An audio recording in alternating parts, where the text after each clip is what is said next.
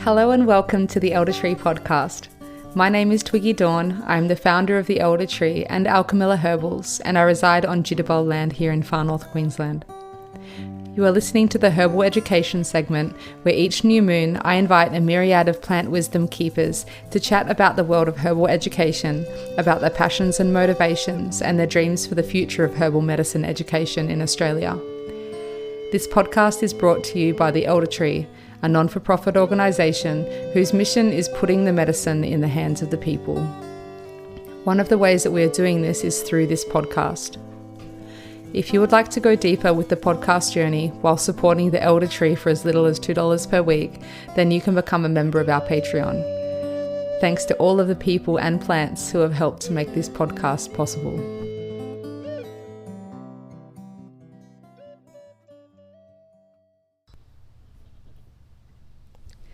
Linda Bates is a fourth-generation herbalist who has been in clinical practice for 4 decades and is a truly inspirational herbal elder in Australia. I met Linda about a decade ago at Pindari farm in Tasmania. I did a week-long medicine-making intensive, which was taught by her and Sandra Parker, who I interviewed in episode 17. In this interview, we discussed the importance of herbalists doing the ongoing self-work, the spiritual work that is important to be able to hold space as a practitioner, to create a space of love and compassion for the patient. Linda shares about how the word herbalist back in ancient Greece meant doctor, and the role of the doctor was teacher. We discussed the importance of a clinic setting being highly educational. Also, the teacher should be opening minds and expanding hearts. We share the importance of attuning with and talking to the plants and listening to what they have to say. Linda shares wisdom around angelica, lavender, and basil. She shares her way of integrating herbs into a hospital setting and also addresses the issue of mass-produced, heavily processed medicines on the market, lacking the fresh vitality and wholeness of fresh plant medicine. Linda shares some of her stories from her time in the London Theatre working for Lindsay Kemp. It was here that she assisted famous opera singers with her herbs. She dispensed herbs to David Bowie and was even kissed by Mel Gibson. It was such an honour to interview Linda. She is a herbal elder who I respect immensely, and I am grateful that I had the opportunity to learn from her face to face. I'm sure that you will all enjoy this episode. Hi, Linda. Thanks so much for joining me here on the podcast. It's a real honour to have you here today. It's an absolute pleasure to be here with you and to see what you're doing with all of this. I love it. Yeah. Thank you. I reflect quite often, and it's come up a lot in this podcast about when I was in Pindari about a decade ago, and where I met you and Sandra Parker, where you were teaching the herbal manufacturing course, and that experience really stood out to me as really, really amazing. Like your ways of teaching and the whole way that it was presented was real inspirational for me. So I'm very excited to get to interview you and have you here on the show as a teacher that I've personally learnt from and looked up to. So yeah. Well, thank you. You brought such joy to that group, with your wonderful song. And yeah, it was memorable to have you there. Thank you. It was actually at Pindari, unfortunately I didn't get to meet Ken Atherton, but you worked with him or learnt with him for a while. No, you didn't actually work with him. No, Sandra did that. Oh, I did. Oh. I did go for. I did go for one weekend of teaching. So I was booked by the National Herbalist Association to go and teach there, but to teach, my stuff. And Ken and Sandra helped me, but Ken was very sick at that point, and he'd been to a conference where I was speaking on the mainland, and he really liked what I was doing with herbal medicine. So he invited me after I'd been with that talk. He invited me to come and help, to come and he asked me to come and help him, to do some things about his own health and Mm. to do some things on the farm. So I did. I went for nearly 3 weeks, and that's when I met Sandra as well. So he was very sick, Ken. He was very sick. So, but it was Sandra who had worked with him for 10 years. Right. Okay. Yeah. Uh-huh. Yeah. Okay. All right. Thanks for clearing that up. Well, Yeah. you both presented it so well. It was such an amazing experience to get to harvest so many medicines fresh and make fresh medicine like that, because it's definitely not what's getting taught in the universities, that fresh medicine like that. Still not. They take no notice of me at all. Yes. But the students do. So, yeah. Hmm. Yeah.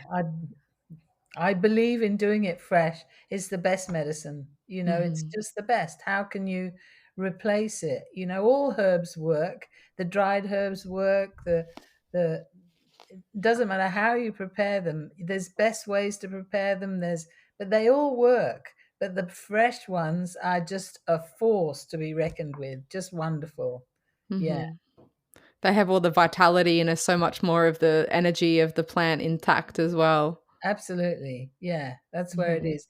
And interestingly enough, fresh herbs are used in Europe, more commonly used than dried ones. And Yeah. because of course they're all native over there, the ones that I use. So it's historically correct that in traditional herbal medicine in Europe, you use the fresh ones. Mm. Yes, of course you're going to dry them for winter, but yeah, you like it's more powerful to use the fresh ones. Definitely. So you did a lot of your education in England, didn't you? The education that I had in England was through my women's line. So my great grandmother was a herbalist, Mhm. and she taught my grandmother, and she taught my mother. So they weren't officially herbalists. My great grandmother was officially a herbalist that people came to, but Mhm. it got a bad name through all kinds of legislation that happened in England in those times. So my grandmother used to say, "Don't you be a herbalist. You're in danger if you try to be a herbalist. You Because could the witch go." hunt was still continuing. Yes, sort of, yes. But it was continuing through, Parliament and Mm. the legal aspects of it. So it was also continuing through the legal pathways were saying that medicine has to be attended to. So if you're sick, you have to go to medicine, and medicine, herbs aren't medicine. All of that stuff was being argued about. So yeah. So it was considered to be a bit dangerous. But my grandmother also used to say, don't go to modern medicine because they're doing a giant experiment on the human race. And, you're better off to go for a good walk and find the herbs you need. Mhm. Yeah. So that's what we used to do. Mm. So that was my learning there. But then years later, when I came to Australia, I found Dorothy Hall. So, I found Dorothy Hall talking on the radio, and I was like, I could actually be a herbalist. It's not dangerous here. Uh-huh. So I studied with Dorothy Hall, which meant that I studied with a woman who had already had 30 years experience in clinic. And Yeah. that was a huge, huge benefit. Mm. Yeah, Dorothy's a big advocate for drop dosing, isn't she? Yeah. Yeah. Mhm. So who else how else, your journey of being, learning herbal medicine, who else have been some of your biggest influences and teachers and authors and yeah. Oh, well, What I love Matthew Wood. I love mm, Matthew Wood. Um, there are not many authors that I can learn from, after Dorothy, who was such an amazing teacher. But Matthew Wood, I also, my Bible, when I'd been practicing for 10 years, my Bible became and still is a very large publication called the energetics of Western herbs. And oh, sorry. Um, and that is by Peter Holmes, and it's a huge, huge tome, 2 volumes. It's a it's one of those the large books that you get, and it's hundreds and hundreds of pages. So I that's the book that taught me so much. It's because every herb he mentions in there, all the herbs, almost all the herbs that I've been familiar with are in there, plus others. And he he talks about all the research around them, all the old stories from old healing women, medicine women. He refers to them and some of the writings of them, and he refers also to places in on the earth where those herbs are used really commonly, like it might be in parts of America, and you get incredible research that he's done there, and he'll tell you in detail how the Chinese use them as well. So we get a really huge we get a lesson on the functioning of the body and how it works with the emotions, as well. So that has been a great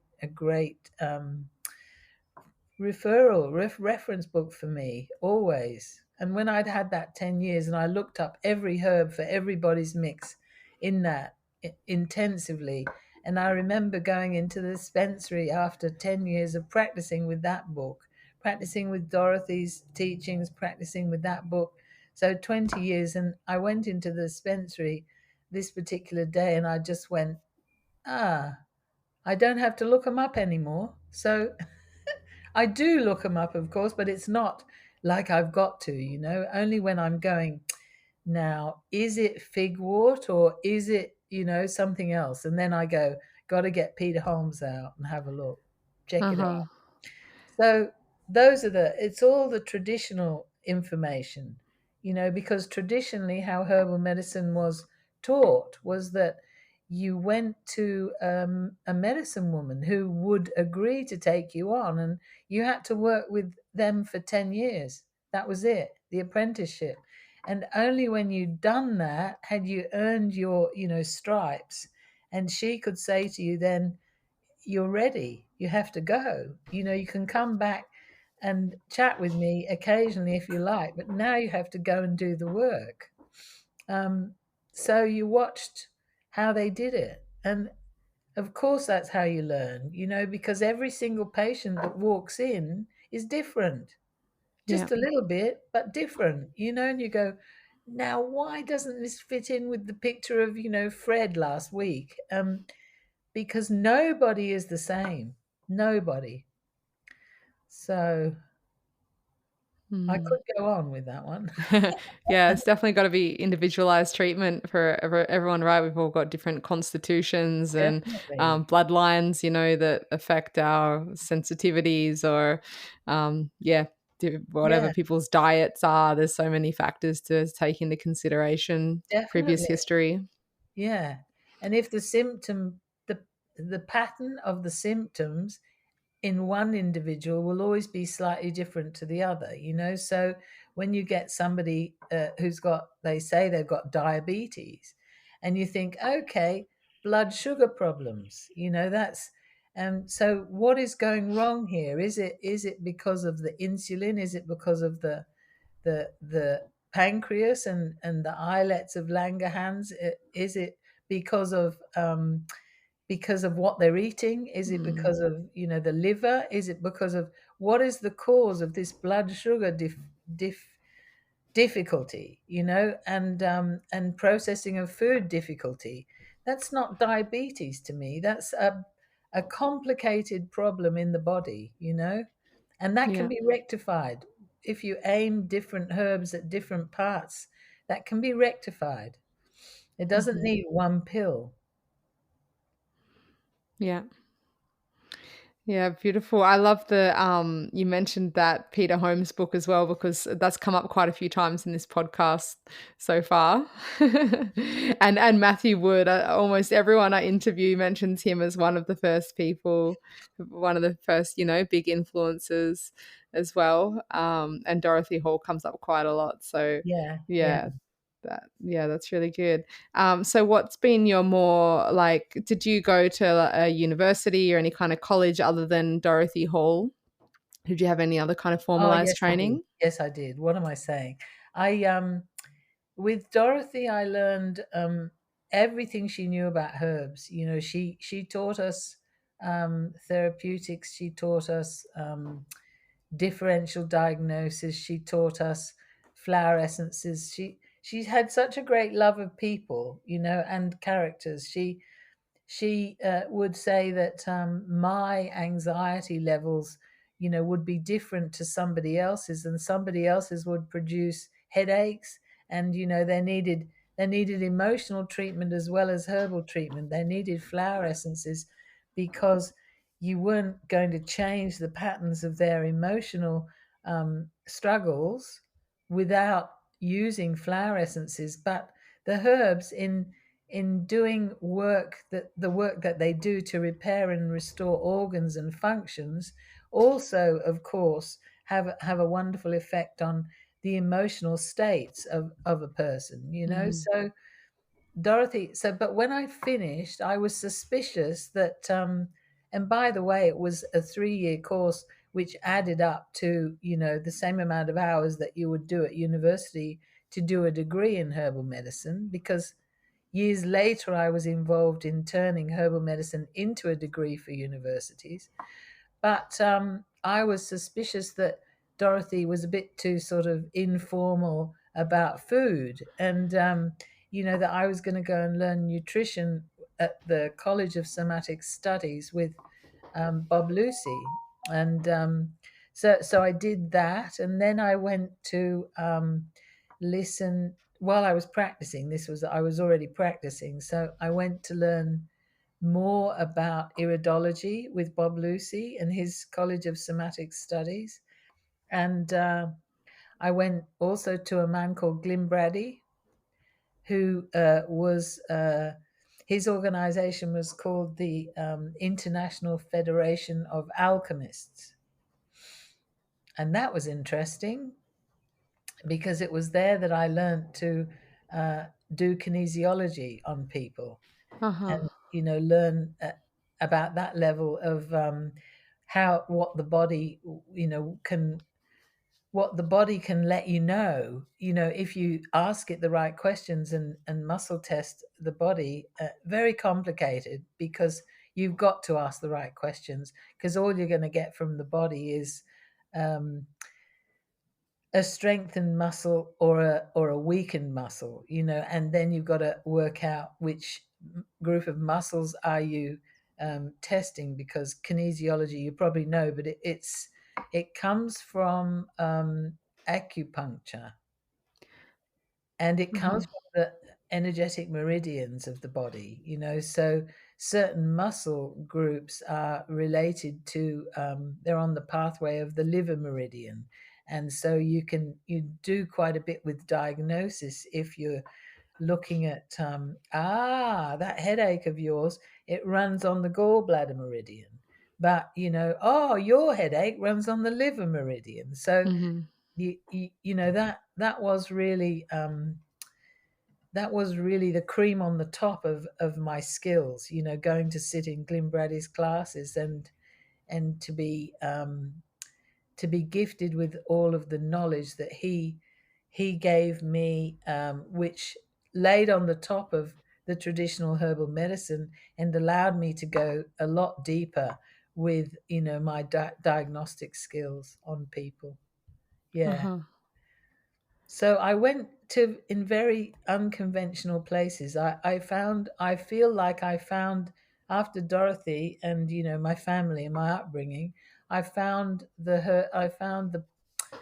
the teachers who were, I consider them to be masters. Really, they were masters, and they're all gone now. Mm. So I'm supposed to do it now. Bless you. Well, you're definitely a master, and you've got such a depth of experience. You've been in clinic for almost 4 decades, right? Yeah. But then herbs have just been your life for so much longer than that. Yes. I did see another influence on your website about Findhorn. So Oh, yeah. did you learn? Can you tell us a bit about that? That was shamanism. I went there to learn about shamanism, and At Findhorn. yes, Wow. yes, I yes, I like going deep. Mm-hmm.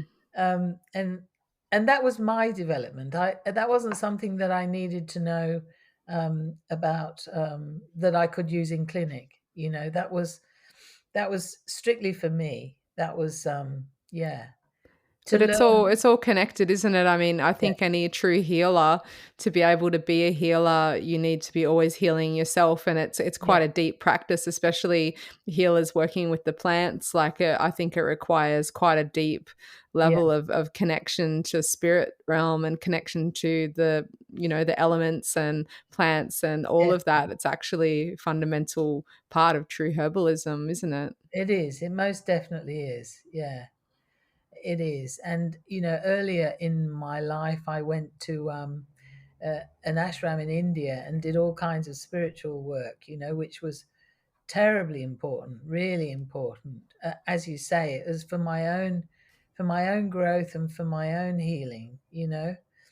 Because there's a thing that you can't sit with a person in who wants your help with healing. You can't sit with them in a space of judging and criticizing them to be unhealed, or to be imperfect. You can't do that, because you have to love everybody who comes in. You have to emanate love for them as they are, the soul that they are. And then, Mm. if you don't do that, they won't open. They won't open, and their cells won't be ready to accept that the herbs can get in there. And if then closed to it, because they've sat with someone who sits with them, from a point of view of, oh, this person's come to me to be made better or to be made perfect. If you sit there with them in that attitude, they won't open. Yeah. They're just not there to be healed, and they won't come back either. Mm. Yeah.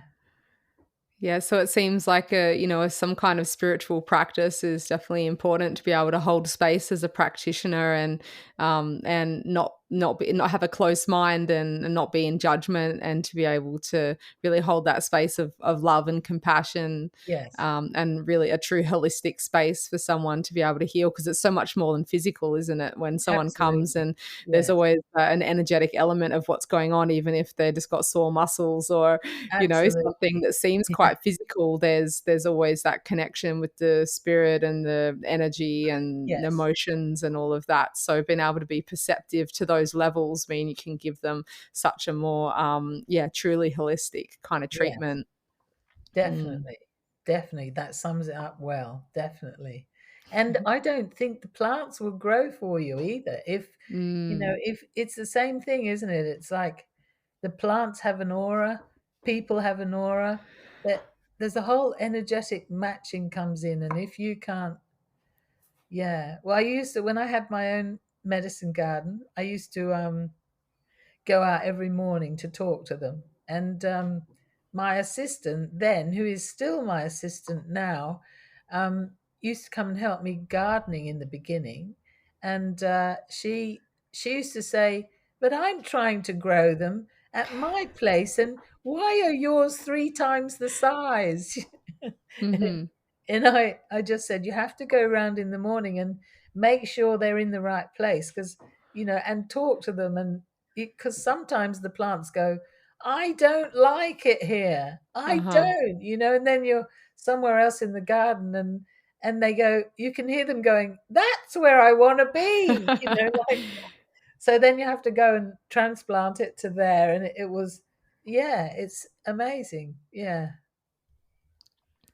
Yeah, I definitely noticed that the plants that I not only speak to the most, but I actually feel like an emotional bond with, they're the ones that are thriving more than any other. Yeah, And yeah, that often takes a while. It's like my plantain when I first started growing it years ago was always so small, and now it's just gotten like crazily big. And the plants, like I go out and I quite often just get moved to tears just to like sit in the presence of like yeah, the kind of medicine that I work with the most closely. And the plant feels that. I really feel the plant feeling that, definitely. Yeah, emotion and that connection. That's a reciprocal thing. yes. And then I noticed that the medicine then seems to get more potent as Oh, yeah, well, like there's this yeah, whole kind of knock-on effect. And then the more that I'm connected to the medicine, the more then like my students feel connected, or the people that are buying my medicine as well, then they feel that from me, my love for it. And then that, yes, so that radiates on that way as well, and they get a more emotional bond to the medicine that they've just bought, or the plant they're learning about, and things like that. yes. So Yes, yeah. good on you. I'm so glad you went on to study it. I really am so glad because, you stood out as having that passion that was really important. Yeah. Mm. Fantastic. Yeah, they and I thought of something else then. That yeah, when I moved to the mountains and started Blue Mountains, that was, and started growing my own plants to make medicines with, I already had patients in Sydney, and they were happy to come up. They'd have a day out in the mountains, and they'd come up and see me, and sometimes I'd go for lunch with them, or afterwards, or because I already had some favorites, and that I'd been seeing first patients that ever came in to see me was a family, and I still, they're that family with kids. Those kids have got their own kids now, and they're at university. I still treat them all, when they need it, but they've been taught what to do, really. Mm. Um, but they all said to me, because when I started using my own medicines made from fresh plants, these people would come up and they'd say, "Whoa, your medicines are really different. That Yeah. they're really potent." And that's what you were just saying. It was, Mm. yeah. And people who were in manufacturing, some of the people that manufacture the medicines today and sell them, um, I only use Herbal Extract Company, and I use PPC. Yeah, yeah, Yeah. they're great. Yes, PPC is just amazing, so vital. Yes. Yeah. Yeah. And I, yeah, there are other people who are in manufacturing, who have kind of ridiculed me over the years because, they say fresh plant medicine is too weak because when you include all the water in the original plant, you get a bigger percentage of water to plant matter, as if that water needs to be counted as nothing kind of water, Yeah. It's vital force water. So Mhm. yeah, anyway, it didn't. And then when I had students in Sydney, they started wanting me to bring them down mixes. And so I would bring them down my fresh plant mixes. I would make them work out what mixes they needed. It would be part of learning that they had to figure out, or I'd workshop in the class with them what they thought they needed. And then I'd make it and bring it back next week. And they were like, "Oh my God, this medicine is so much better than what we can buy." So yeah, that's how I found out. It was just all the feedback, Mm. and that made me realize that all my growing up years and using fresh plants from the fields and making strong infusions was medicine, and I knew it was medicine because it helped me with all sorts of problems, at the time. Mhm. So yeah, it's been such a joyful life with the plants that I'm coming back to it, and Yeah, let's talk about education. Yeah, well, you were talking about like that, the first family that that you treated, that now you're treating their children and that, and you said something along the lines of, they already know what to do now anyway, but they still come to you. No doubt when in your treatment, you're educational. You're not Yes, just giving someone herbs, you're yes, teaching them about how to take care of themselves, you're teaching them about the herbs or, yeah. Can you yes, talk a little bit about that, about the importance of like education in the practitioner, in the clinical space? yes, yes. I think it's the most important thing, because if if I don't educate my patients how to look after themselves, they will just keep coming back with similar things, with similar problems. They have to be taught what is the best things for them to eat, and how to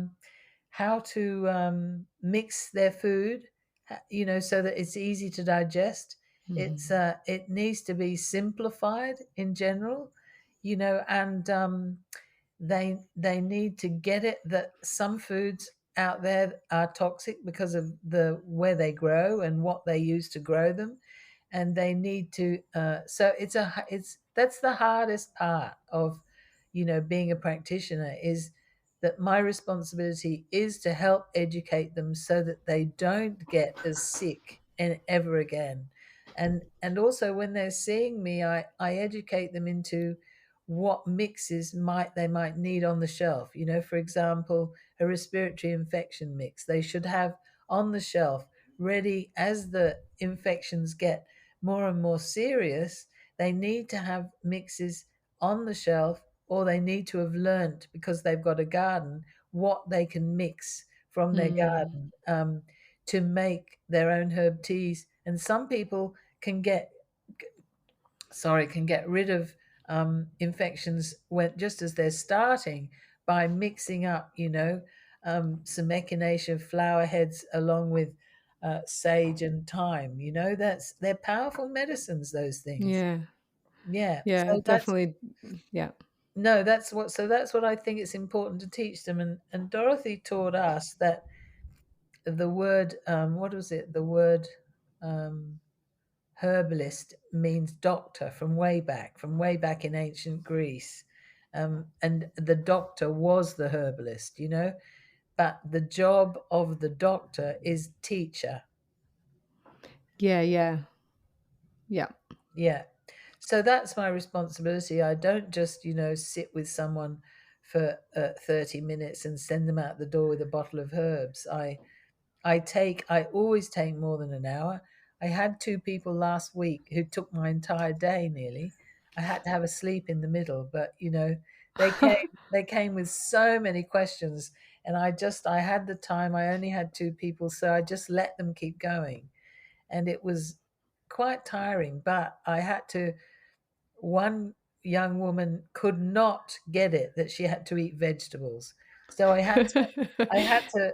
call it like doing battle with her sabotage programs, that I Mm. had to do battle with her excuses, with her, I had to get her to see how she could fit vegetables into her 5 times a day bread. And it was difficult. And I just thought, no, this is the third visit. I'm going to break this. I'm going to get there. So you go gently and you just plod along. Yeah. And teach them to Oh, change their mindset or their sabotage programs, or, suggest different ways they might think about it, or different ways they might find themselves to be valuable enough. mm. Yeah, Yeah. because often it comes down to self-worth when people are self-sabotaging. Yeah. It's partially not having the right role models and not knowing any better, and then there's Yeah. often the self-worth, element that can come into it as well. Yeah. Sneaky, isn't it? Yeah. Mm. Yeah.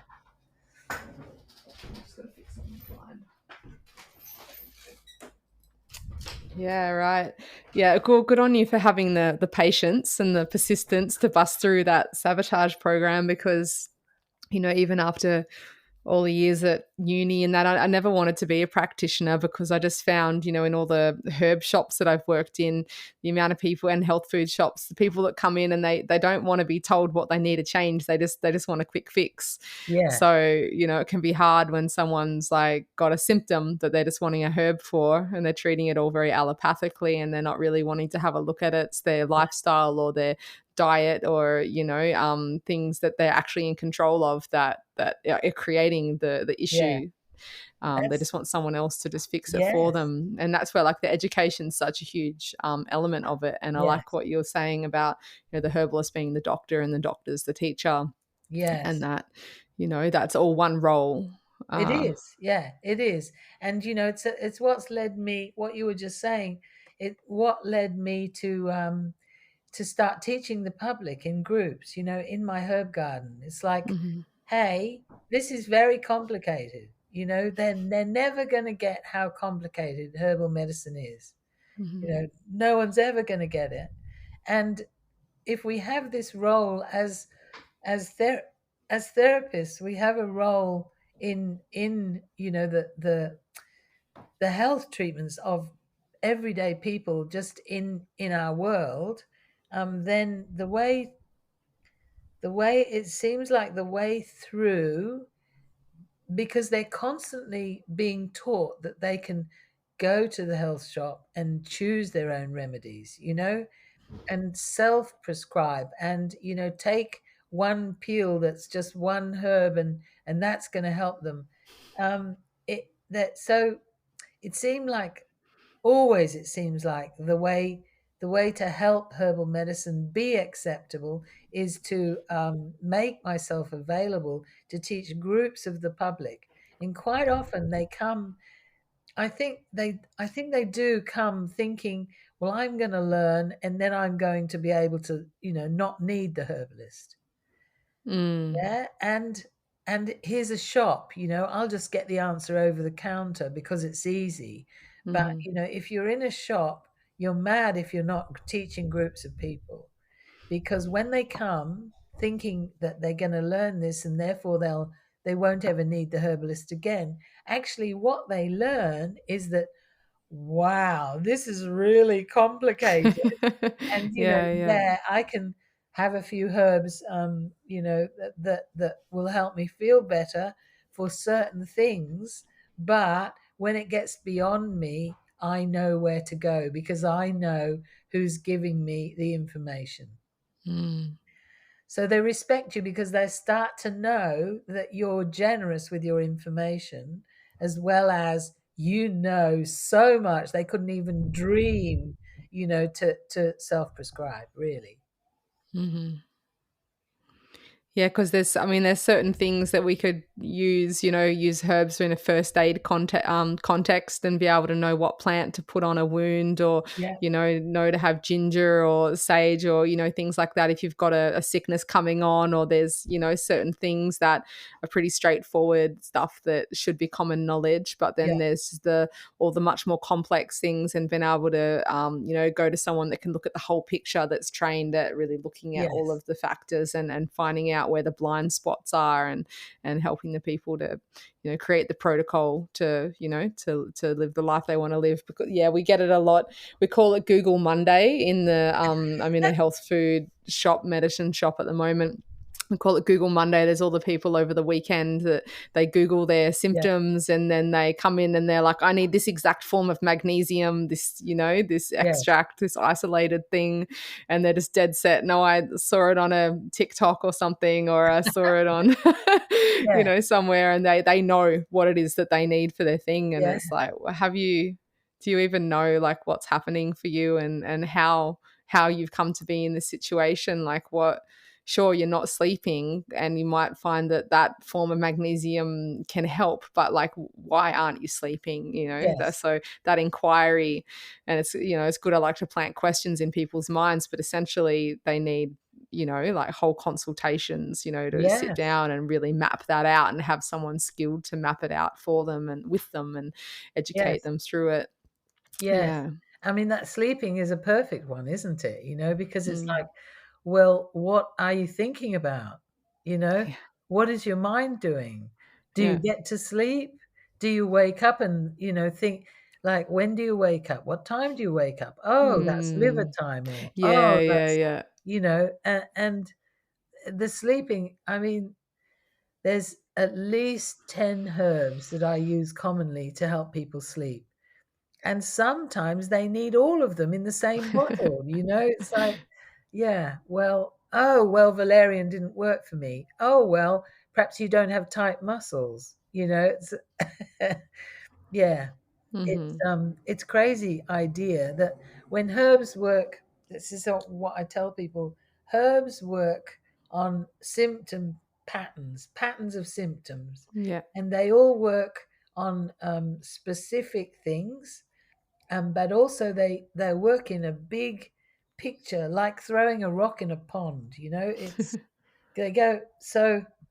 Yeah, and you can take almost every herb is a liver herb, so that it works in the liver, but it's nobody realizes that the liver does about 600 jobs in the body, and which of those things does this herb sort out? Mhm. It's a liver herb, whoopee do, but it's not going to do everything that is needed in this body.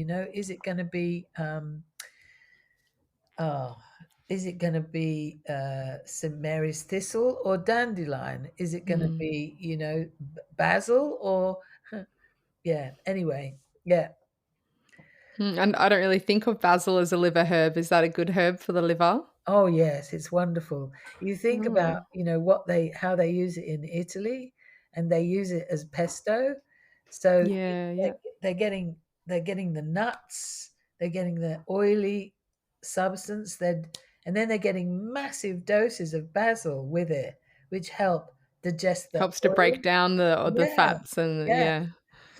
So Uh-huh. basil is a wonderful herb to make and Mm. use. Yeah, Yeah, beautiful. yeah. So it's good to hear a bit about your like intentions of why, your motivations of what made you become like start teaching people and become an educator, become, herbal teacher. But can you share a bit about like some of the unexpected gems for your own self, like some of the things you didn't expect to get out of becoming a teacher? And some of the God. things perhaps that your students, the unexpected benefits for your students and for the community as well. Well, when I went in to teach at Nature Care and ACNT, I found a whole different joy in teaching it, because they were people that had, read and read and read, and they had a love of herbs that the general public don't have. They don't, there's yes. So I was able to teach at those colleges to those students. I was able to teach very advanced stuff. And, I was able to learn to answer their questions about the human body. And I was able to listen to them, because every time, if I'm in with a patient, talking about their body, or if I'm in with a group of, I never take more than 6 people in a group, to teach them, simple levels of herbal medicine, because there's not enough time for me to learn from them, because Mm. a teacher learns from everybody, and Yeah. I think that that's the joy of teaching. It's that you have the space. First of all, you have to do a lot of research to put it together in a form that the different levels of learning can learn. They can learn because of the way that you're teaching. And if they don't learn, you've got it wrong. You've really got it wrong as a teacher. So you learn a lot about what the herbs do by teaching about them, because Mm. you shouldn't be teaching unless you've been in a clinic for 20 years. You don't know enough, you just Mhm. don't. So but that's the joy is in the learning, and the joy is also to see people's minds expand into that realm of energetic, energetics, and so that they start to realize that the smell of a herb means something, and the taste of a herb means something about what it's going to do in the body, and it starts to be a sensorial thing and a Mm. spiritual thing, that it's massive. And to go into a classroom where somebody else has been teaching them first year herbs, that's what I did. You see, I went in and taught second year, and they've they've already been taught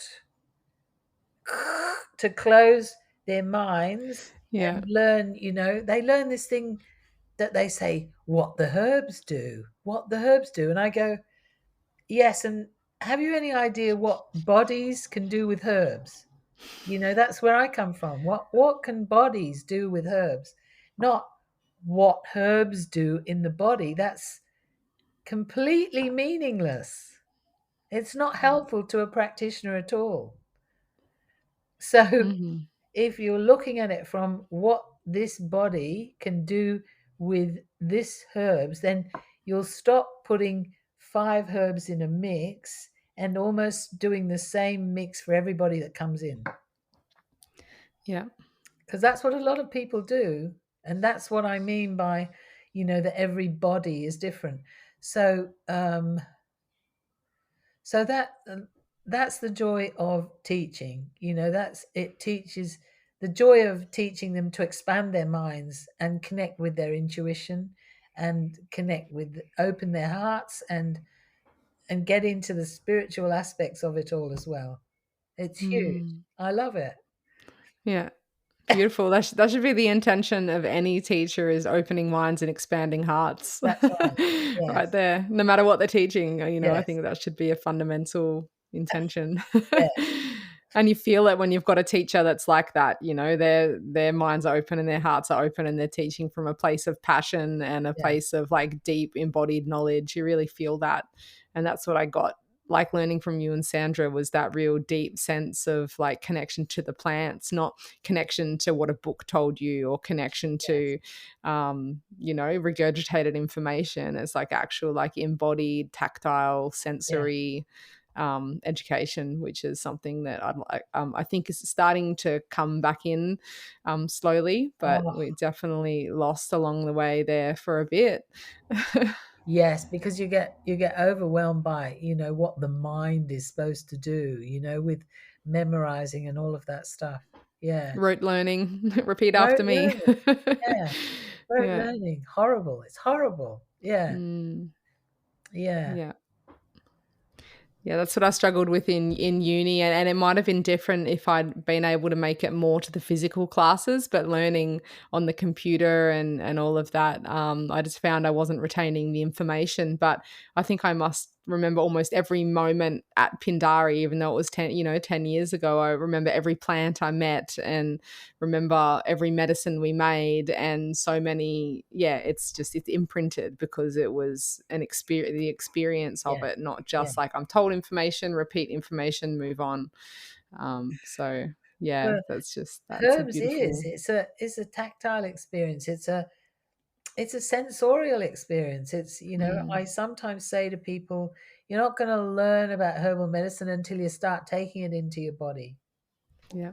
So then it becomes an embedded thing. You start to feel, sitting in the consulting room, you start to feel when someone's talking about their body, you start to feel it in your body, and you can Mm, ask questions because what they're saying, but you can clarify it by asking questions, and then you get more. So then your body can start to tell you, oh, that's basil, or oh, that's dandelion, or it's a really important aspect of learning, I think.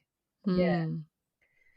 Anyway, I'm I, going back into the garden. Sorry. yeah. Yeah, I'm reminding myself that I have to say it. Yeah. Yeah. Yeah. Oh, well, yeah, well, I mean, what are your favorite plants? I know that you're not growing so much now. You're living much more in central Yeah. Sydney, aren't you, right Yes. now? But what are a couple of your most like go-to fresh plants to have on hand that are your just all-time kind of favorites and most used plants? I love Angelica. I love Mm, Angelica, and I love dandelion. It's the best, and I love lavender. Those mm, those three I put in so many people's mixes. I have a magic number that usually I get to before I kind of go, that's it, that's the mix, for this mhm. person. And my magic number is 11. And I very rarely don't get to 11, very Wow. rarely. And I'm always, like, oh, there's something else, what is it? And then I'll think of that's it, right? It's that to add to the mix. And then I go, oh, that's interesting. Okay, how many are there? 1, 2, 11, right? And it's just my magic number. So, Mhm. but Angelica, lavender, dandelion are in so many of the mixes, so many, because they're all really, they work in the nervous system, they work in so many different parts of the body. Lavender is just, it's the best nervine, it heals. It's an adrenal restorer. It's a nervous restorer. It's a sleep aid. I drink it like when I make the medicine, which I still make my lavender. I go down Mhm. to Coogee and I pick it there. And there's another place that I find, oh, and in Centennial Park, I go in there and pick it to make my lavender with. And I just swig it. I just, it's like, oh, I think I need a swig of that. So, yeah, I love it. Those are the three favorites. Mm, Yeah. beautiful. Yeah, I have quite a deep connection with the dandelion and the lavender, and I've got angelica in the garden, but it's not a medicine that I've really worked with very much. You But might I'd have a like, good stomach, have you? yeah, it's pretty good. Yeah, Yeah, I don't. I have a very fussy and sensitive stomach. right. And Yeah. so Angelica is just, that's where it starts. It starts working in the stomach. And then it Mm, goes all down the nerves, it's yeah. okay. Yeah, I have a thing that I don't like to learn about a herb until I've grown it for a certain amount of time and developed like a relationship with the plant Yeah. because it just feels really superficial to just read. And, I'll still look through books and find things interesting, but I don't seem to retain the information until I've actually hit a point with the plant in my garden where Yeah. I'm like, oh, I get you. Like we're getting each other now. And then it's like, okay, now I'm ready to start really learning about how this plant works and how I can work with it. And yeah, that's kind of it feels important to develop that relationship first. Yes. No, Yeah. that sounds right. Angelica was one of Culpepper's favorite, and by the Mhm. way, that's one of my greatest teachers is Culpepper. Yeah, yep. I've got one of his old books, and I've got a couple of modern versions of his old books, and I always look in them. I just wallow in, you have a look in a section of his books because he was such a manufacturer, that Mm. he's got the most amazing instructions for manufacturing different types of medicines. But Angelica, yeah, you go and sit with it, smell it, and chew it. It's just delicious. Is it happy Mhm. growing up there? Yeah, yeah, I'm still finding her sweet spot. I've got Ashitaba growing here, which looks remarkably similar, which is the Ah, Ashitaba just grows ecstatically, but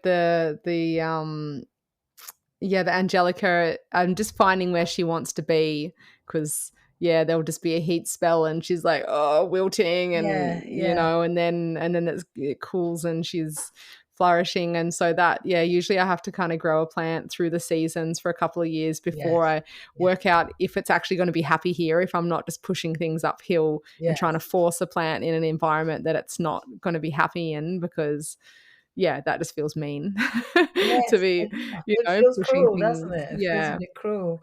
So Um, I'm still working out. I'm like, so it's nice to hear, what you're saying about the good for a fussy tummy. That's good to know. And um, yeah, as she gets healthier in the garden, people are probably going to be coming to me and telling me little things about the yeah, plant. you Yeah, know, and that's how they're right. working with it. I've got photos of Angelica at Findhorn, so the very top of Oh. Scotland. Wow, it's huge. It's happy up there. It's like the North Sea, and just across the sea from Norway, and Wow. not far to the Arctic. It's like it's happy there, so happy. Mm. So you better keep talking to it. Yeah, yeah, 'cause I do find sometimes they, temperate climate plants just can adjust as well, and, Yeah. perhaps also sometimes I think it's vibrational because um, my bloodlines are from Norway and from Ah, England and Ireland, and, so sometimes I think that, just even possibly just that kind of genetic knowledge, that ancestral knowledge between the definitely. plant and myself, I might help to kind of hold a bit of space for it to flourish in Yeah. an environment that it otherwise wouldn't have. If Yes. that yeah, that makes Yeah. sense to you, doesn't it? Fantastic. Total sense. Yeah. Total sense. Yeah. Yeah. It's Yeah. nice to be able to say things like that to someone that gets it. Yeah, I feel like that's familiar conversation. My Hmm. most favorite socializing is with mentoring groups. It's like I went through all the lockdowns.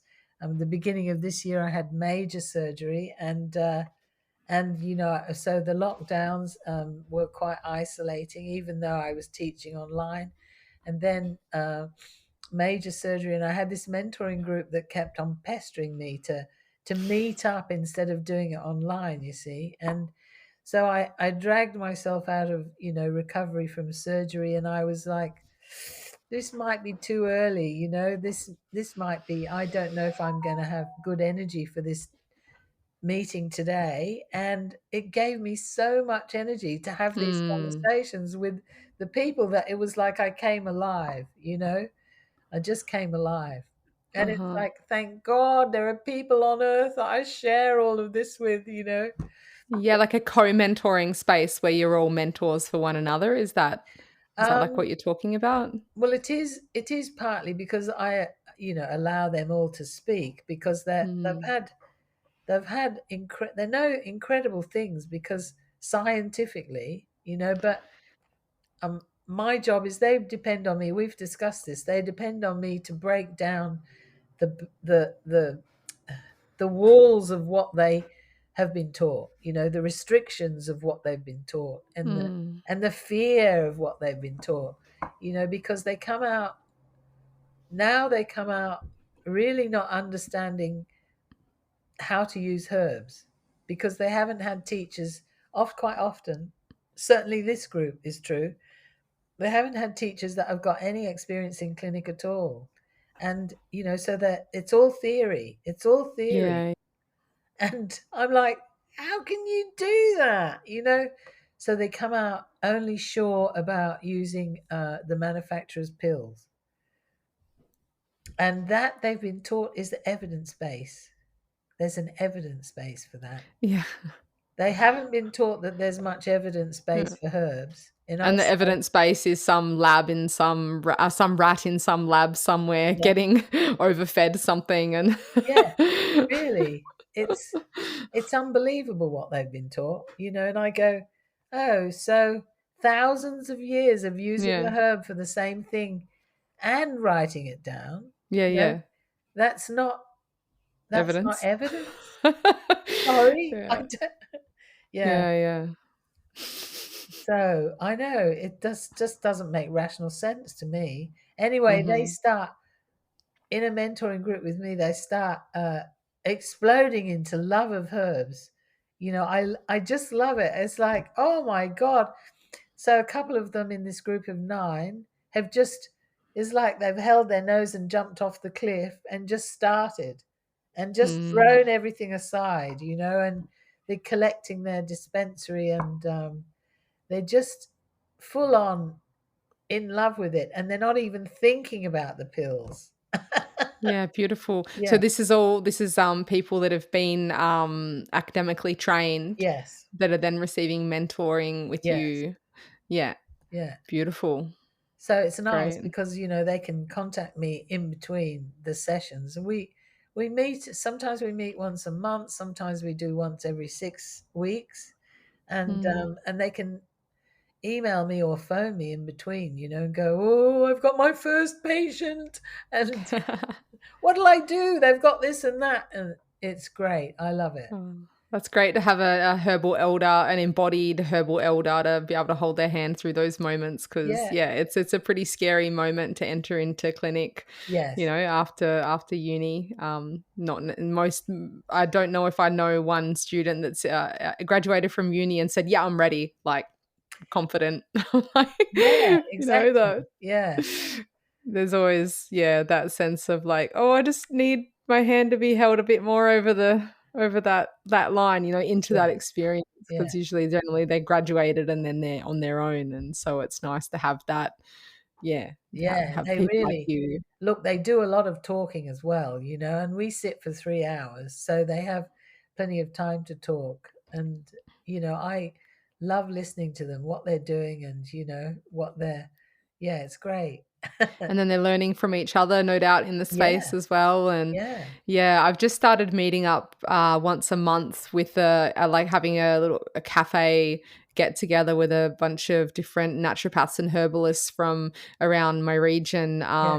to get together to kind of work out. I'm the one like non-practitioner in the group. Yeah. I'm the kind of community herbalist, home herbal educator type person, Yeah. um but it's mostly all practitioners, and so it's really nice having that space where they can just talk about the issues they're facing and get different perspectives from one another, Yes. and support one another and get outside of that industry mindset and more into a supportive relationship, because Yes. yeah, so much of the modern world is just kind of training us to just fight. Everyone's got to fight their own battle and just work it out alone. But Yeah. being able to create supportive networks and supportive groups in your community is like so good to, yeah, to It's to not have people feeling competitive and all yes. that kind of And, stuff that can and happen. sharing, what's working for them and how it's working, because that that journey of finding out what it is you want to do to help your community, that's very different from when I started. It's Mm, very different, and how you can do it is very different. So it's very important to do that, yeah. what you're doing. Yeah, something I would like to see happening more in the universities is more individualized learning, or more um, getting the students to reflect on what kind of herbalist they want to be, but also kind of what kind of herbalist is needed in their community. Like what's missing, what's the unique thing? Maybe it's menopausal care, women's care, or men's care, or, maybe there's like something, there's an area that's not being taken care of, or something they're particularly passionate about, or a different pathway, medicine making, or, Yes. these different kind of aspects of herbalism that I would love to see the universities but incorporating more of that, like guiding the students to, yeah, open their minds up to all the different possibilities of the pathways they can take Yes. with herbalism. They're starting to do that down here. Yeah. They are Oh, starting to good. do that, and they're starting to do it with things like business planning, um, Yep. and that most of this group, while they were still finishing, they were starting to sit with me while they were finishing, and they had to do a project that interviewed a few practicing therapists about why they chose to go in different areas of marketing, or in different areas of offerings. They're yeah, they are starting to do that. They're starting to realize how important it is in such a complex world. Mm. Yeah, so although I don't really approve of how they run clinics, I think that how they run clinics is absolutely hopeless. But they're starting to do that, which is a really good thing. Yeah, wonderful. Mm, Beautiful.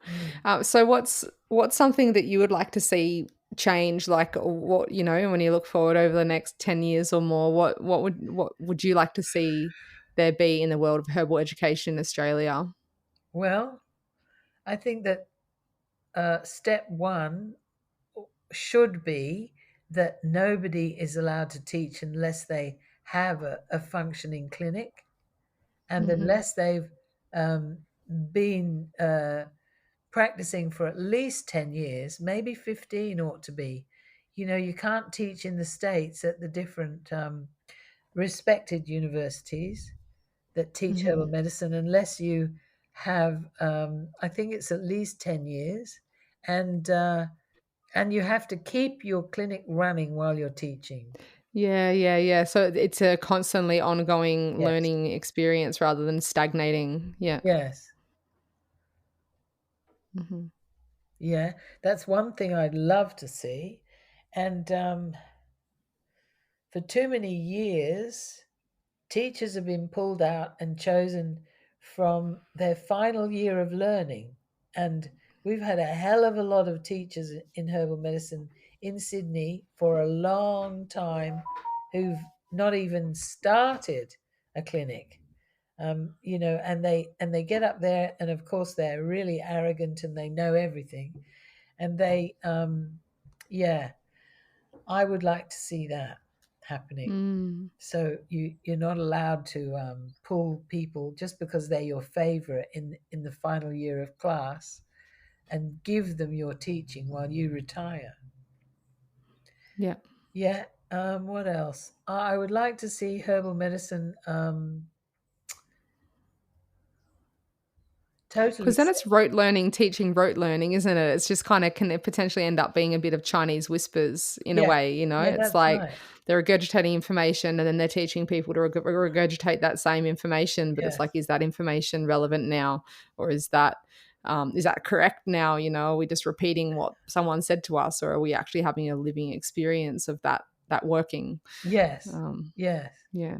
That's a very serious problem, and Mm, yes, it's exactly that. Um, yeah, I would like to see it.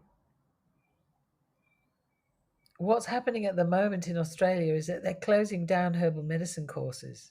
mm, Yeah, and that is utterly ridiculous because it is the only thing that is medicine. It's the only thing, So mm, what are they doing? I think I call it it's being taken over by the boys' club. And, as an old feminist from way back, we know that for hundreds of years, the men have sat in their men's clubs and figured out how everything in the world has to be. And now, because it became popular, herbal medicine became popular to learn, they're taking it over and they're turning it into uh, a science aligned with pharmacy. That's what I think mhm, they're doing. And I sat in talks by Metagenics and talks by Bioceuticals, and they gave us wonderful talks. Well, Bioceuticals did. I didn't like the Metagenics ones. So I just used to yell up from the back and yell things like, "You'll never get it to work unless you put herbs in there." And then I realized that I was giving away secrets. So I thought, yeah, I'm not going to do that anymore. Yeah, let the boys' club take it away, and see if it helps anybody. The trouble is that it's all connected and associated, and I think when people can come into the health shop and get away with, self prescribing from Google, mm. and then the danger is they go away and say herbs don't work. Yeah. Yeah, and so then they go, herbs don't work. Why would we ever go to a herbalist? Herbs, Because they were taking it for a day or a week, or it wasn't the right herb to yeah, begin with. yeah, totally wasn't the right herb at all, or it needed to be a mix, of herbs. Mm, So yeah, I'm not telling you much more about what I want to see. Uh, I I'm thrilled to bits that I've taught so many people that are practitioners, that I've managed to inspire them to the degree where they are ready to do it and they are doing it, somehow There's one of my group who's decided to, because she's got kids that age, she's writing up a book and a protocol for teaching in schools. She's teaching kids how to grow That's their herbs amazing. and what they can do with them. And of course, she's not, she's teaching them how powerful they are just to use in your food or in, and what they do, not the deepest levels of what they can do, Mm. but that's the skills of the herbalist who can mix right. And but I like the fact that it is spreading again. It is spreading again,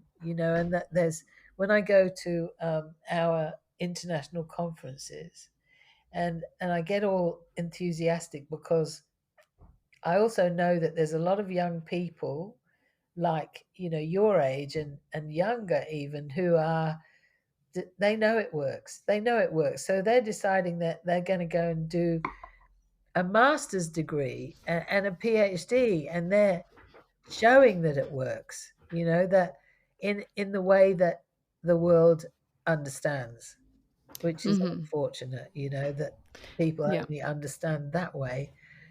But there are people who still need to be taught, and they always will need to be taught because they don't know and they're fearful. They're still fearful because herbs, caused people to be put to death for hundreds of years.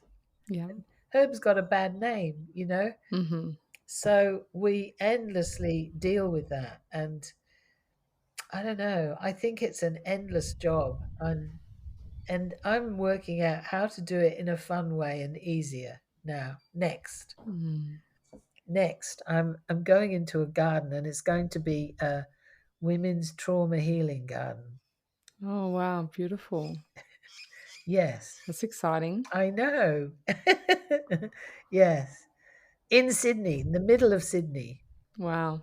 I haven't visited the people who are going to give me the land yet, but Hmm. I'm visited a lot of other people who are like, "Whoa, this is amazing!" So, Hmm. and I've got a team building, with the Wonderful. yeah. So I'm going to do it. I'm going to get lazy. I'm just going to let women walk in and experience herbs. Mm. Yeah. Beautiful. Well, I hope so. Stay tuned. Stay It's tuned. exciting. Yeah. And Hmm. Friday, I'm going to teach a wonderful group of Aboriginal women at a healing centre at Liverpool. It's an Aboriginal women's healing centre that they get me out there from time to time because I Hmm. have fun with the women there. Yeah. And so I'm going to Great. teach them how to make creams, which is great. Uh-huh. Yeah. Wonderful. So have I answered your question? Yeah, I think so. Yeah, it's interesting, what you're saying about how, science, the herbalism has kind of gone more down this route of the like science and pharmacy. It's more closer to pharmacy than what it than the plants, it's like so heavily over extracted and isolated and disconnected and all of that. Yeah. Um but something I often think about is that because there's the whole history of all the witch hunt essentially, and the kind of the shutting down of the herbalism, and then somewhere along the way everyone just stopped believing in herbs, and all the kind of a lot of the knowledge got lost, or people had to hide with the knowledge, because it wasn't publicly accepted.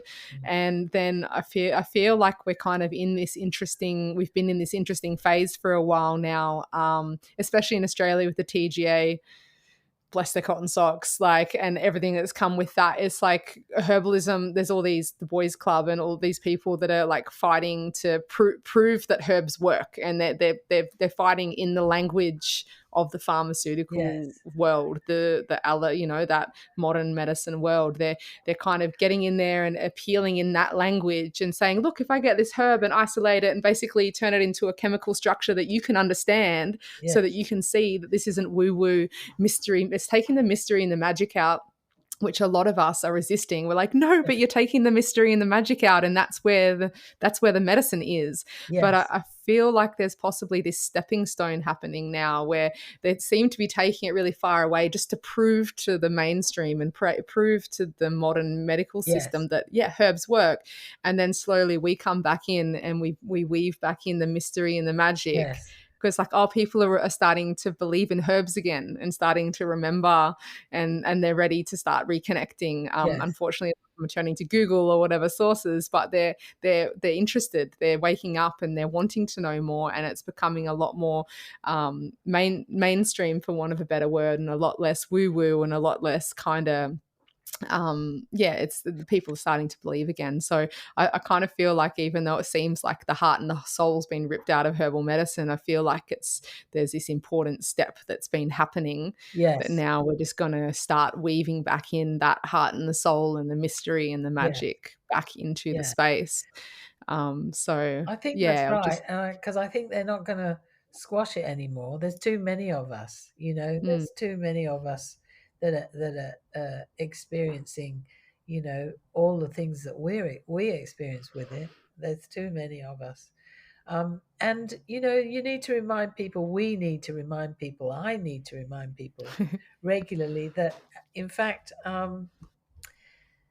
there's yeah to remind people that actually our science is called uh, empirical science, and empirical mhm, science is the science that exists and underpins a lot of other science that develops from it. So modern medicine, it it grew out of herbal medicine. It grew out of mm, and it the active ingredients that exist in plants that are medical are alkaloids, mm, glycosides, and polyphenols. yeah, And they're active, they repair and restore. And those are the ingredients that get copied to make 75% of modern drugs, yeah. and that means that our medicine is really powerful. And when I started practicing, people used to ask me to talk to their heart specialist, or talk to their doctor, and I gave it up quite quickly because, they would say, "Oh yes, well, you have no idea what works," and I'd think, "Well, they're rude, aren't they?" So it's not even a conversation. So when people ask me to do that for a lot of years now, they ask me to do that, and I say, yes, I'd be happy to talk to your specialist. And so, if your specialist is interested to talk to me, or you want your specialist to talk to me, here's my card. You give it to them and tell them to Yeah. ring me. I'm happy. And I've had quite a few abusive phone calls too, I can tell you. Wow. Yeah. So basically, I tell people, don't bother talking to your specialist about herbs, because if you do, They're not trained in it. They that's wouldn't right. know. Yeah. Exactly. And they don't know what to say. And so they'll just tell you frightening things. If you want to Mm. talk about herbs, I'm the herbalist. Talk to Yeah. me. Yeah. So, yeah, it's it's kind of like taking the position that we've worked so hard for. Just take Mhm. it. Just take it. Yeah. Stand up for it. Of course, that's easy to do when you've been doing it for as long as me. So, Hmm. you get a kind of level of confidence that is frightening. Yeah, because you're definitely rooted, like, got the confidence, and you're deeply rooted in it Yeah, and grounded in it. So, yeah, yeah, unwavering yeah. confidence And and strength. in my years, I've been asked by many clients to go see them in hospital, treat them in hospital, Mm. and so I have to stand there. And if someone springs me doing that, I say to the patient, I'll do that, but as long as you don't talk to any of the doctors about it. So they go, oh, okay. And we talk about that, and then if anyone springs me, I say to them, so what is it you don't want me to do with this patient of yours? And they go, I don't want you to, I don't want you to give them blood thinning herbs. And I go, you can be really assured that I will never give your patient blood thinning herbs. The fact is, I'm saying this to you rather than to them. The fact is that there are no herbs that are blood thinning. They just don't work like that. There are Mm-hmm. none. That's not what herbs do. Yeah. Herbs make healthy red blood cells. That's not Mm-hmm. thinning. So I Mm-hmm. just say, no, all I'm doing is helping their digestive systems function better. That's what I say. All of Mm-hmm. So I don't give them, well, what herbs are you using? I'm just using herbs, and don't be worried. I know what I'm doing. So I'm just using herbs that help them digest food better. Oh, well, that's all right, isn't it?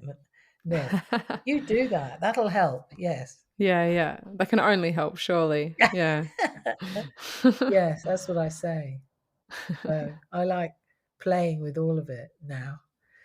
Yeah, Mm. Oh, beautiful. Yeah, because most herbalists won't touch a hospital with a 10-foot pole. They just don't want to, you have to face that, all of the intricacies of that and the resistance from the doctors and all of that. that's because they've been taught that they have to tell everybody what they're doing. And Yeah. that's patently ridiculous. Why Mm. tell people who've no idea about any of it?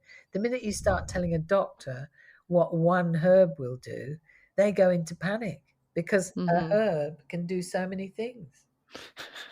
They just start Yeah. to panic, oh no, I don't want that, Yeah. It's antiseptic.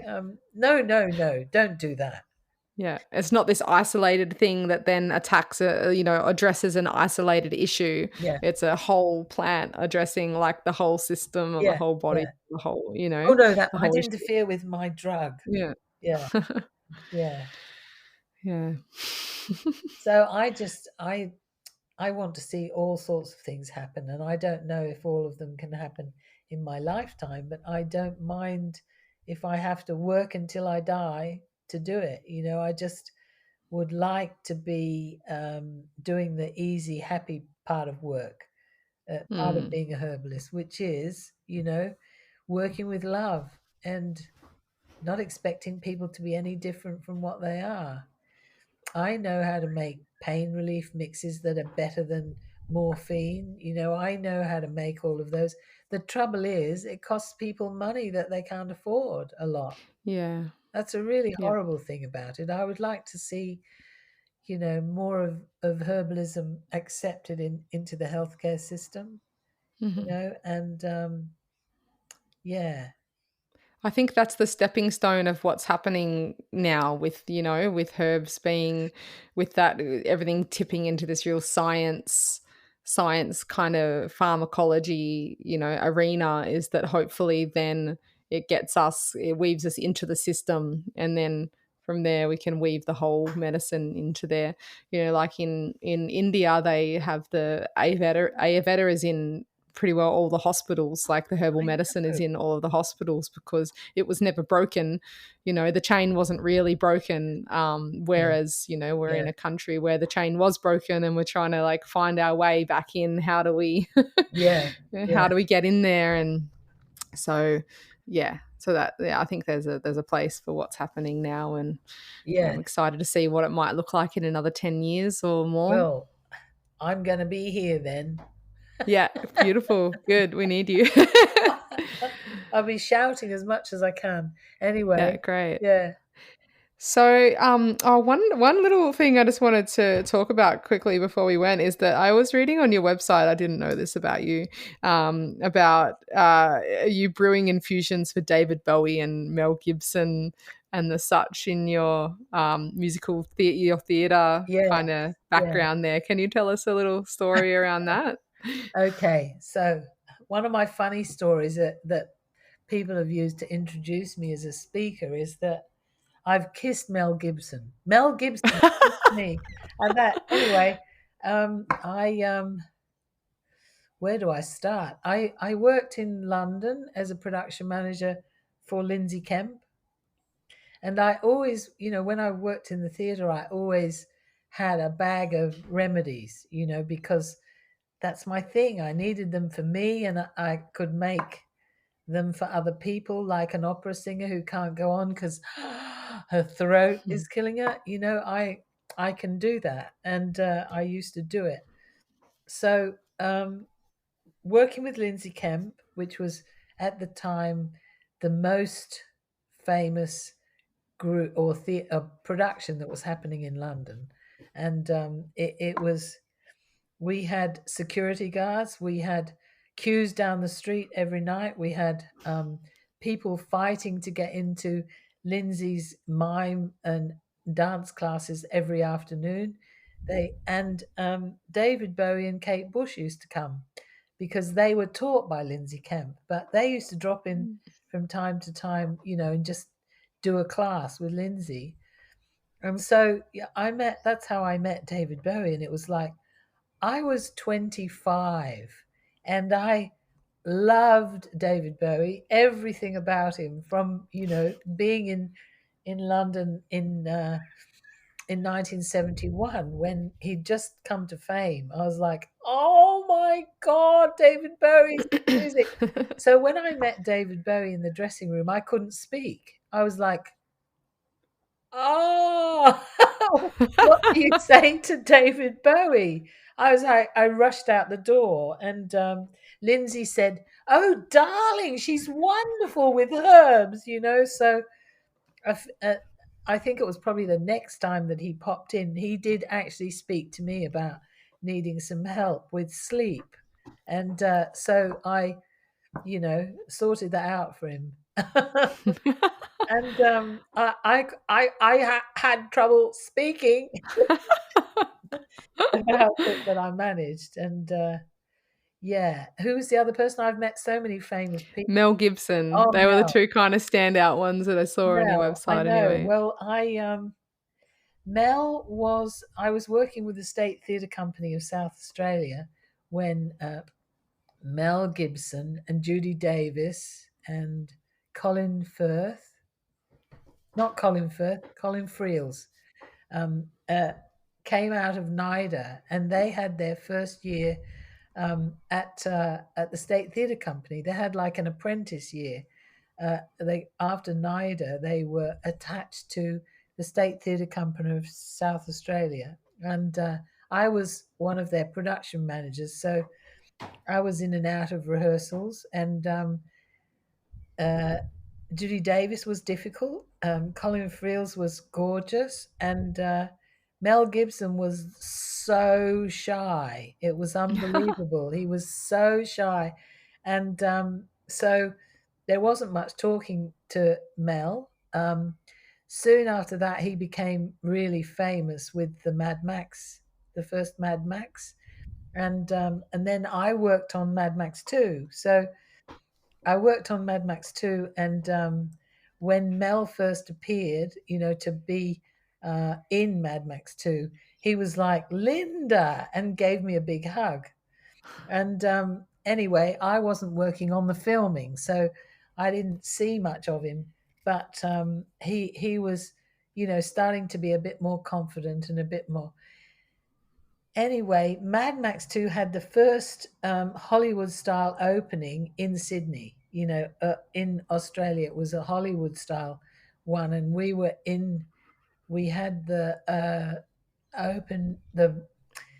first showing of the film we had, and it was mostly for the people that had worked on the film, and some, publicity and all of that. So it was in a cinema in George Street, which I don't think exists anymore, and it had big stairs up the front of the place that we were in, and we were gathering, right, and I'd just arrived, and so I was at the top of the steps just inside the door, and Mel Gibson came rushing up the steps, and he rushed in the doors and grabbed me, said, Linda, help. And I look behind him, and there's hundreds of women flooding up the steps, so all screaming, Mel, and he said, I'm going to pretend you're my wife, so I'm going to kiss you now. I went, oh, okay. So he kissed me, and then he turned around and said, do you mind? I'm with my wife. That was it. Yeah, that was it. But I've seen him many times since, and my stepson's worked with him on more recent movies and things that he's done in Australia. And he always says, "Will you tell Linda I send my love?" So Oh. that's very nice. I go, "Yes, I could be available to have lunch with him." Okay. But anyway, those are some of the stories from, yeah, from working on. I did also work on the first summer season of opera in the Sydney Opera House, and I got to make a tea for Joan Sutherland's throat. I, that's one of my stories too. What an amazing woman! Yeah, Mm. yeah. So those are the old days when I was young, but yeah, I have. Wow, what great stories. Yeah, thanks. Thanks for sharing. Thanks for asking. Yeah. All right. So I think we're getting pretty close to wrapping things up, even though I'd love to just keep talking for hours with you. We can talk another time. And you promised I could Yeah. come up there and have a holiday. Yes, most definitely.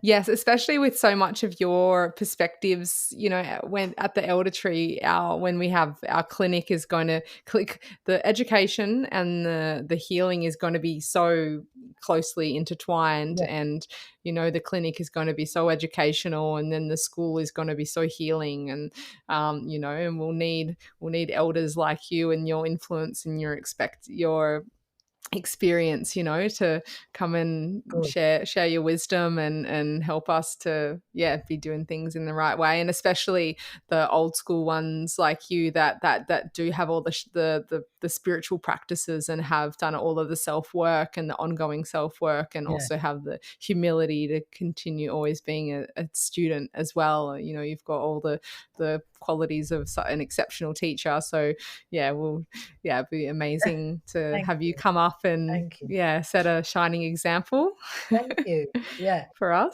us. quite proud of my grey hair now these Yeah, days. it looks wonderful. I love it. Thank you. Yeah. Yeah. So, because you did allude to the trauma garden, the women's trauma gardens, and the Indigenous work, the salves and works, and the work that you're doing coming up in Sydney.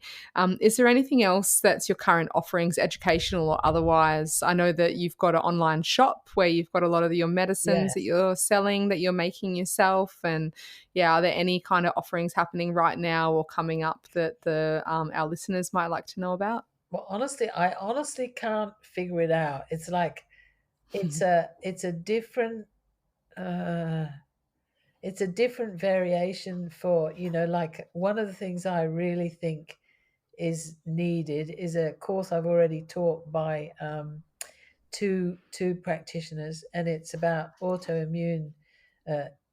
autoimmune struggles and inflammation.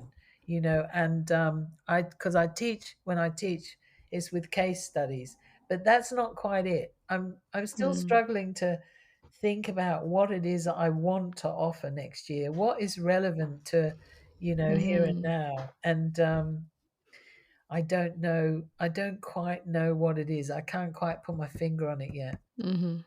So I have also joined a group through the National Herbalist Association that my friend Sue Evans.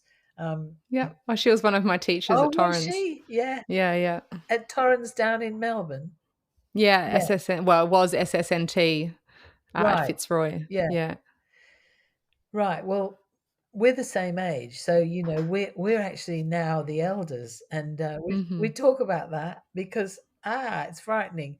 But she's started a group. It's one of her pet things, and one of the things that we talk about is, we can't believe that people are using saffron. What is that about? Or that people are using endangered plants with flamboyantly, and that Yeah. it freaks us out. And we're talking about, anyway, she started a group which is I've forgotten what it's called now, but it's about educating people or practitioners about endangered plants and what Oh, you wonderful. yes. So, she said, "Will you join?" I went, "Yes, you do all the work of leading Yeah, and I'll join."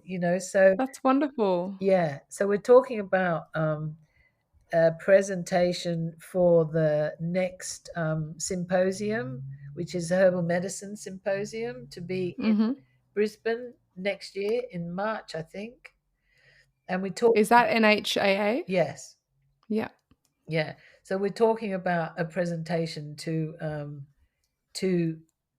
present the history of herbal medicine in Australia.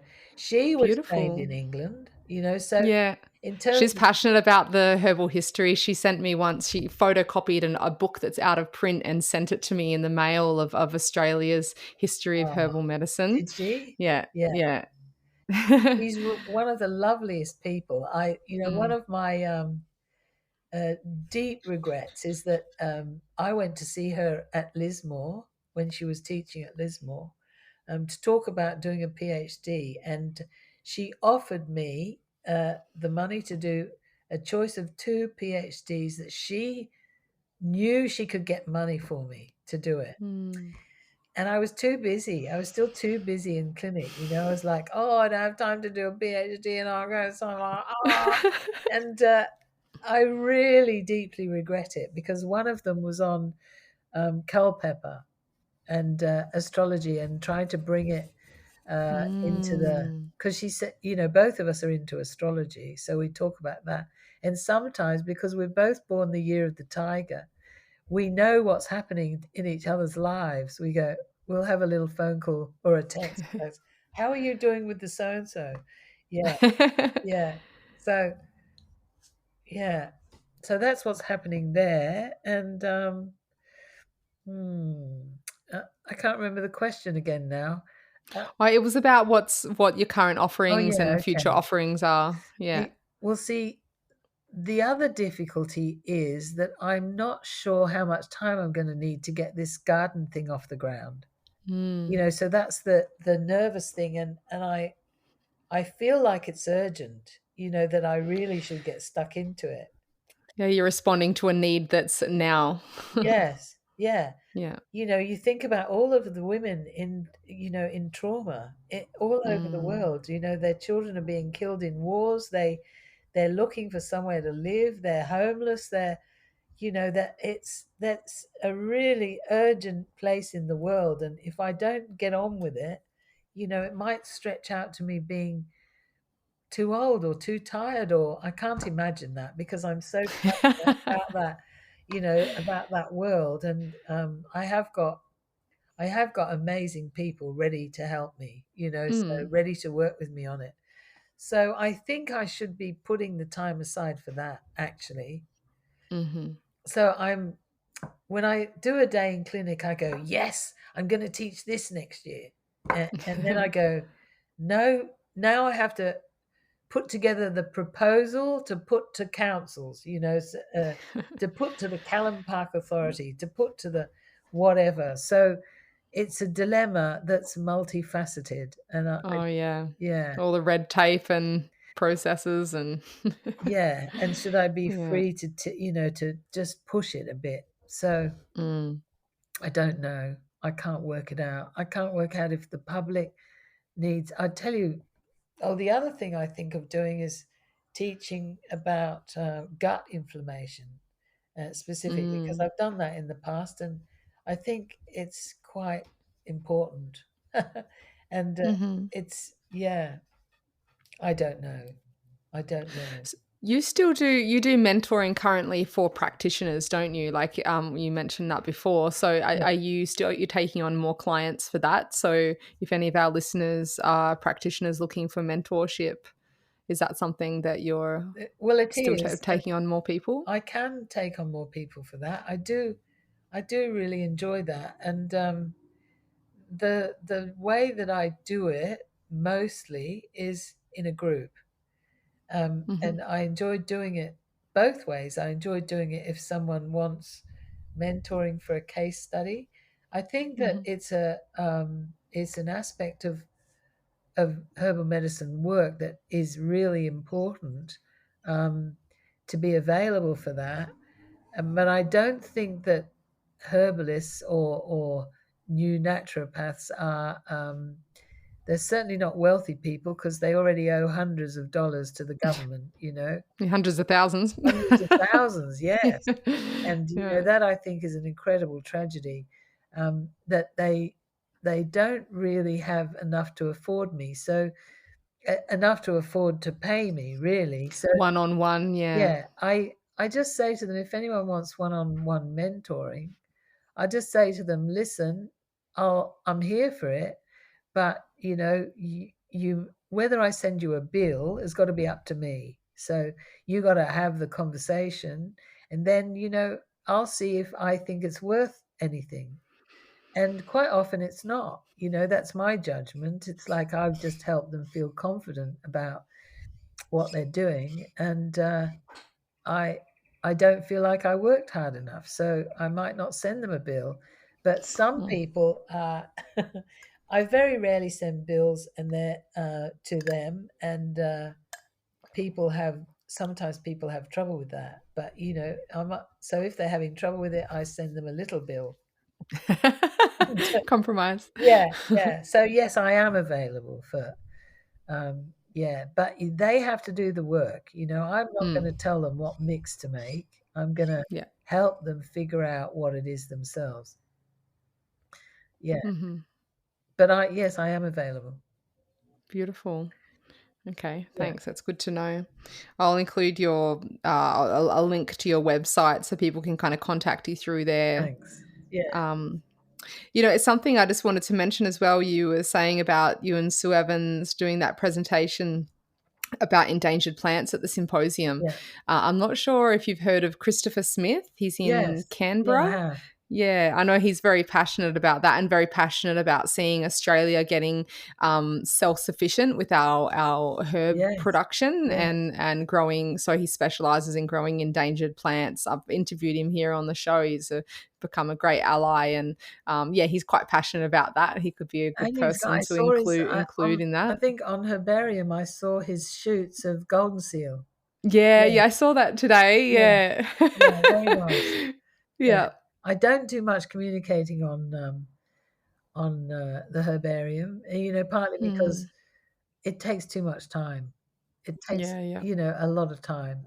So I've gotten lazy about that. But I like watching what everyone's doing. Yeah.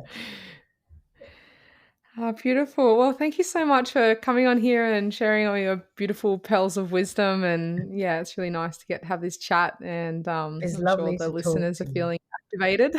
It's lovely to talk to you. And I think what you're doing is so important with the elder tree. It's just so important. Yeah. You keep going. I'm here. I'm here if you want to talk to me about any of that. Thank you. I really appreciate it. Yeah. Lots of Have love. a beautiful, Lots of love. have a beautiful evening. Thank you. You too. Bye, love. Bye. Bye. Thank you so much for listening to the Herbal Education segment of the Elder Tree podcast. Stay tuned every new moon as I interview more wise and inspiring herbal educators and herbal lore keepers from around Australia. If you would like to go deeper with the podcast journey, you can become a member of the Elder Tree Trove on Patreon. Contribute as little as $2 per week to access free content from our interviewees and also access discount codes and opportunities which are exclusive to our members. You can find us on Patreon by going to www.patreon.com/theeldertree. Other ways that you can assist us in getting our offerings out there to more people in Australia is by subscribing and leaving a review on Apple Podcasts and on the Spotify app.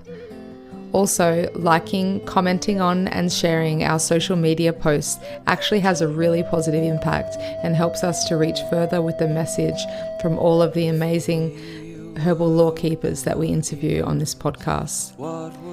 Thank you so much for your support and have a most wonderful day. If we would open our ears, what would we